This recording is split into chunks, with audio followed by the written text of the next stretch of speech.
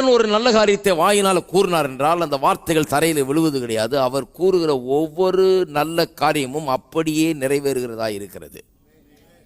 அது மட்டுமல்லாமல் நம்மை குறித்து கூற வேண்டிய எல்லா நல்ல காரியத்தையும் அவர் கூறி வைத்து விட்டார். அதுதான் வேதாகமம். அதான் இது ஆசீர்வாத புஸ்தகம். இருக்கீங்களா?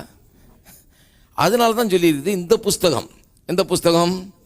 ஆசீர்வாத புஸ்தகம். இந்த பிளெஸிங் புக்கு. சிலர் இருக்கிறாங்க, இல்லையா அதில் கொஞ்சம் சாபம்லாம் கூட இருக்குதியா. நான் தான் சொல்லுது, நீங்கள் எடுத்துக்கங்க, அதெல்லாம் நான் எடுத்துக்கிட்டேன். நான் எனக்கு எது வேணுமோ நான் எடுத்துக்கிட்டேன். அது ஆளுங்க பாருங்க, அதை விட்டு வரவே மாட்டாங்க. இது ஆசீர்வாதம் புஸ்தகம்ன்ற ஒருத்தர் சொல்றாரு, இல்லை இல்லை அதில் சாபம் கூட நிறைய வாசித்து பாருங்க, கரெக்டாக வாசித்து பாருங்கன்னாரு. நான் சொன்னேன், எனக்கு என்னை பற்றி சொல்லியிருக்க போர்ஷனை நான் வாசித்துட்டேன். ஹலோ, அதிகம் வாசித்து பார்த்துருக்கிறேன். அவனுக்கு என்னன்னு சொல்லியிருக்குதாங்க, அக்கிரமக்காரனுக்கு. நான் அக்கிரமக்காரன் இல்லை, நான் கடவுளுடைய பிள்ளை, ரத்தத்தால் மீட்கப்பட்டிருக்கிறேன், தேவனுக்கு சொந்தமானவன். அப்ப என்ன பற்றிய போர்ஷனை வாசித்துட்டேன்.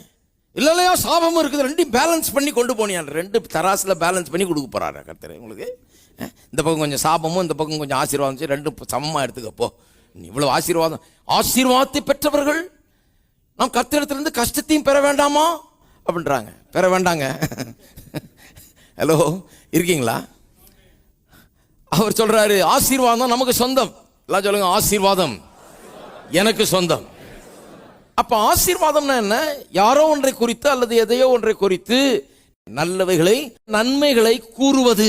நான் இப்ப உங்களை ஆசீர்வதிக்கிறேன்னு சொன்னா நீங்க ஆவியில, ஆத்மாவில, சரீரத்தில், குடும்பத்தில், பொருளாதாரத்தில், கையின் பிரயாசத்திலே வாழ்ந்திருங்கள் என்று எத்தனையோ தடவை ஜெபம் பண்ணும்போது அப்படி ஆசீர்வதிக்கிறேன். ஏன் ஆசீர்வதிக்கிறேன்? நல்லவைகளை கூறுவது. அப்புறம் வசனத்திலிருந்து எடுத்து ஆவியை குறித்து, ஆத்மாவை குறித்து, சரீரத்தை குறித்து, குடும்பத்தை குறித்து, பொருளாதாரத்தை குறித்து, கையின் பிரயாசத்தை குறித்தெல்லாம் என்ன ஆசீர்வாதங்கள் தேவன் கூறியிருக்காருன்னு பார்த்து அந்த ஆசீர்வாதங்களை நானும் என்னுடைய வாயிலே ஜெபத்திலே கூறுகிறேன்.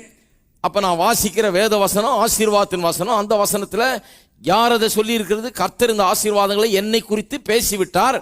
இந்த வார்த்தையின் அர்த்தம் அதுதான். நம்மை ஆவிக்குரிய சகல ஆசீர்வாதங்களாலும் ஆசீர்வதித்திருக்கிறார்னு சொன்னா என்ன அர்த்தம்? சொல்ல வேண்டியதெல்லாம் சொல்லிட்டாருன்னு அர்த்தம்.